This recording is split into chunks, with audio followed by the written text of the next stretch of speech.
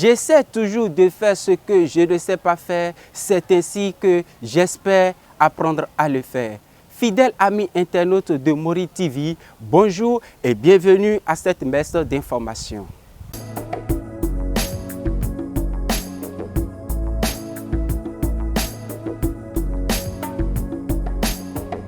Quatrième édition du Grand Prix du Général Mathieu Kérékou ce samedi 16 janvier 2021 à Cotonou. Le tradithérapeute et directeur de la Maison de la Feuille a été honoré et a reçu un trophée dans la catégorie meilleur acteur de la médecine traditionnelle. Quelles sont les bases fondamentales à prendre en compte avant de s'engager dans le mariage? Des personnes ressources, nous en parlerons dans ce journal. La dépravation liée à la tenue vestimentaire se note de plus en plus aussi bien chez les jeunes que les femmes mariées. Mori TV s'y est intéressé et vous suivrez le reportage dans cette édition.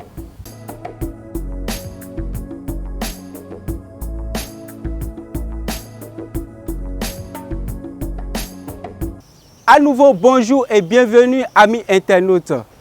Je vous l'annonçais tout à l'heure dans les titres, Brice Dosouyovo, directeur de la Maison de la Feuille, a été distingué et a reçu un trophée de la catégorie meilleur acteur de la médecine traditionnelle. C'était ce samedi 16 janvier 2021 à l'occasion de la 4e édition du Grand Prix Général Mathieu Kérékou. Le point dans ce reportage. L'ONG Étoile d'Afrique célèbre les personnalités africaines qui œuvrent pour le développement dans les secteurs sanitaires, éducatifs, sécuritaires et bien d'autres. C'est à la faveur d'une grande soirée de gala que s'est tenue ce samedi 16 janvier 2021 à Cotonou, la 4e édition du Grand Prix Général Mathieu Kérékou, parrainé par l'ambassadeur Moïse Kérékou.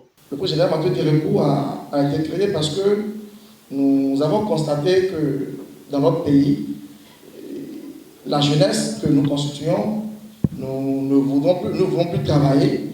Nous sommes là juste pour arnaquer les gens, pour faire de n'importe quoi. Nous ne voyons plus ceux qui travaillent pour être un modèle. Nous ne voulons plus être comme nos parents, comme nos aînés que vous êtes. Ah ben, nous sommes dit, si dans une république, il y a des gens qui travaillent dans ces diverses catégories pour imparter, pour mieux faire, nous sommes dit qu'il faudrait faire un prix pour montrer aux jeunes qu'en réalité, il y a de la voie à suivre. Je présente mes félicitations, mes vives félicitations pour les bénéficiaires des trophées en leur encourageant à continuer dans le service de la société. Dans la catégorie meilleur acteur de la médecine traditionnelle, Brice Dosouyovo a été distingué pour ses nombreux services rendus et son sens d'engagement, du travail bien fait. C'est vrai, c'est au bout de l'ancienne qu'on tisse la nouvelle. Par là, je m'en vais vous dire que cette anecdote est bien vérifiée à mon niveau, puisque je suis le fils de l'éminent tradithérapeute Philibert Kossis Dosouyovo, qu'on ne présente plus, qui est un pionnier au niveau de la médecine traditionnelle béninoise. Nous nous attelons à persévérer dans ses efforts et à sauvegarder l'image de marque qu'il a laissée à notre médecine traditionnelle. Et par cette cérémonie, dont la joie m'est immense, je profite pour remercier ces acteurs, ces qualités de personnes qui, dans l'ombre, suivent tout ce que nous faisons pour arriver à nous décerner, à nous distinguer. Une distinction qui l'honore et honore également ses collaborateurs et formateurs. Et je viens de dire que je suis l'un des professeurs à l'Institut de recherche en pharmacopée et médecine ancestrale. Effectivement, cet institut a été créé par le feu Dosouyovo Kossis Philibert. Donc nous sommes l'un des formateurs de cet institut-là. Et Brice a été formé par nous et je suis heureux de le voir recevoir un beau trophée et c'est en notre honneur. Ni nomme de eziamando si valeur so su eziamando do agata. Comme on dit me kpo de kayin de ko yin amanu ato de ko yin me po do po kabi me de pepe so ma to flen bo kalon wa nlo le po eze yaga. Comme je le dis, et c'est au bout de l'ancienne qu'on tisse la nouvelle. Donc c'est ce à quoi nous nous attelons, à assainir, à sauvegarder l'image de mon papa, Feu Philibert Kossi Dosuyovo, dit la feuille, non le fétiche. Pour moi, plus qu'une distinction, ce trophée est un défi. C'est un défi en ce sens que ça m'amène à persévérer, à soigner le travail que je fais, à aller plus d'avant, à parfaire tout ce que nous faisons en matière de médecine traditionnelle. Je profite de l'occasion pour rassurer les patients, nos compatriotes qui nous font confiance jusque-là, que nous nous attellerons à les satisfaire au mieux. La maison de la feuille que j'ai l'ainsi l'honneur de diriger est à Porto-Novo, derrière le marché de Djegandaro. C'est un centre hospitalier traditionnel construit par Feu Philibert Kossi Dosuyovo depuis 2007. Dans ce centre, nous traitons les patients, que ce soit par rapport aux pathologies courantes, c'est-à-dire le diabète, l'hypertension artérielle, les hépatites, le paludisme, la drépanocytose, aussi bien ces maladies-là que les maladies d'ordre spirituel. Dédiant son trophée à son feu père Philibert Kossi Dosuyovo et ses collaborateurs, le directeur de la Maison de la Feuille, Brice Dosuyovo, se donne comme défi la persévérance dans son travail. Le mariage est un acte solennel par lequel un homme et une femme établissent entre eux une union. Ne pouvant se faire en une journée, il regorge tout un processus auquel nous nous sommes intéressés. On en parle dans ces propos recueillis. Nous avons constaté que dans le passé, les parents avaient raison de désigner celui qui sera le mari ou bien celle qui sera la femme dans un foyer, dans une maison donnée, lorsque les enfants ont grandi.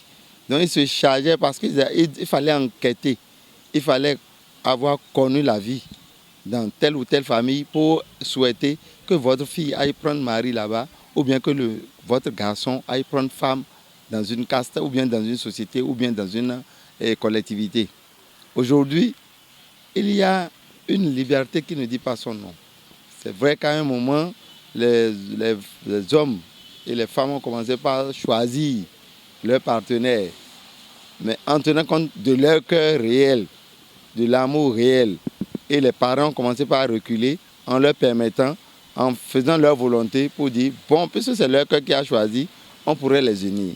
Il fallait donc des démarches. Mais aujourd'hui, qu'est-ce que l'on constate? Un mariage délibéré, une désinvolture dans le choix et une réflexion très peu avancée avant de faire le choix. La vue, le physique ou bien la vie d'ensemble, ça crée une petite ambiance là et puis on dit, on est déjà marié. Parfois même sans consulter aucun des membres des deux partenaires, de la famille des deux partenaires, on est déjà marié et puis on s'en va pour l'aventure. Là, vous savez, on doit s'attendre à ce à quoi on assiste aujourd'hui, la catastrophe dans les familles. C'est vrai qu'aujourd'hui, on ne peut pas imposer une femme à un garçon ou bien un garçon à une femme. Cependant, il y a la concertation. Donc il faut qu'il y ait dialogue dans les foyers pour que l'on n'assiste pas à ce qu'on voit aujourd'hui. Les gens se demandent comment les divorces sont à la valo aujourd'hui comme si c'était en Occident. Je ne suis pas pour insulter l'Occident, mais nous avons mal copié ce côté-là. Parce que normalement, dans une société africaine, on ne dissocie pas ce qui a été lié par les parents. En voulant parler du mariage civil, c'est quelque chose qui se prépare. Parce que le mariage civil, c'est très facile de les contracter, mais à un moment donné, c'est comme si les jeunes d'aujourd'hui, sinon précisément les jeunes du 21e siècle, ils font le mariage peut-être pour le plaisir de le faire. Quand l'une des parties arrive pour demander le divorce, au prime abord, le divorce ne s'accorde pas comme ça, les yeux fermés. Les juges qui sont en charge du dossier ont souvent, ont toujours le droit de leur demander d'aller d'abord en conciliation. Et c'est au moment où cette tentative de conciliation échoue que le juge commence à prendre cette disposition pour savoir le nombre d'enfants qui est né au sein de ce mariage. Parce que le divorce pour le juge, par rapport aux deux parties, là n'est pas pour autant le problème, mais c'est plutôt les intérêts des enfants qui importent beaucoup plus au juge. Et quand on constate qu'il n'y a vraiment pas le règlement amiable entre les deux parties, le juge prend cette disposition et en prenant cette disposition, il ordonne la séparation du corps. Et en ordonnant la séparation du corps, on privilégie beaucoup maintenant plus les intérêts des enfants, au point même où, à des moments donnés, il y a d'autres juges qui invitent les enfants du couple, ne serait-ce simplement pour entendre ou écouter ces enfants-là, afin de voir est-ce que c'est la maman qui a tort ou c'est le père qui a tort, pour voir si sa décision qu'il finira par rendre serait au tort exclusif, soit du père ou de la mère. Se marier, c'est un programme de vie. C'est toute une vie qui est engagée. Ce qui fait que beaucoup de conseils sont donnés à toutes ces personnes qui souhaiteraient se mettre ensemble. D'abord, parmi tant de conseils, on peut d'abord dire celui de la connaissance de soi. Il faut commencer un temps de marche ensemble, se connaître, apprendre à se connaître. Lorsqu'on ne prend pas un bon départ, on ne se connaît pas, tôt ou tard, on perd les pédales, on perd pied. Alors, les conseils du début sont nécessaires. Raison pour laquelle on demande souvent à ces couples d'aller vers ceux-là qui peuvent les aider, comme les prêtres, comme toutes ces personnes quand même qui ont, avec leur foi, sont quand même à un niveau pour éduquer ces jeunes personnes qui souhaiteraient se mettre ensemble. Dans l'Église catholique, il y a souvent ce qu'on appelle les temps de fiançailles. Les temps de fiançailles sont avant même le mariage. Vous rencontrez ces personnes et à chacun, au monsieur vous lui parlez et à la dame vous lui parlez. Et on souhaite souvent que ces personnes, d'abord qu'ils aillent sur le plan médical, qu'ils aillent chercher vraiment est-ce qu'ils peuvent être ensemble. Parce que vous savez, il y a des personnes qui ne peuvent pas être ensemble. Et après, sur le plan comportemental, est-ce qu'ensemble, ils peuvent construire une famille? Et nous, en tant que prêtre, je leur dis d'abord que pour rester ensemble, il faut que vous priez. C'est la prière qui pourra vous aider à vivre. Il faut la confiance, la vérité, la prière, la simplicité, la douceur, le service et le pardon. Et je l'ai mis en chant chaque fois pour demander au couple de chanter. Confiance, vérité, prière, simplicité, douceur, service et pardon. Voilà, il faut le pardon, il faut pardonner. Et là, lorsqu'on arrive à construire sa famille, son jeune couple d'abord, sur ses piliers, ah non, même le vent, aucun vent ne peut avoir raison de cela.